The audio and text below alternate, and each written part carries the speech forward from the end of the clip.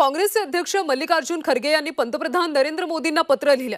यावेळी त्यांनी मोदींना त्यांच्या वाढदिवसानिमित्त शुभेच्छा दिल्या। मात्र या पत्रात त्यांनी राहुल गांधींच्या विरोधात द्वेषपूर्ण भाषणावर चिंता देखील व्यक्त केली।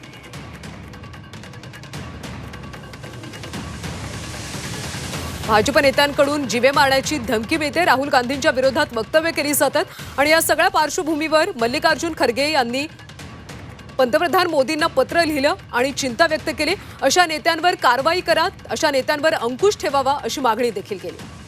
तर या पत्रामध्ये खरगेंनी नेमकं काय म्हटलं ते पाहू।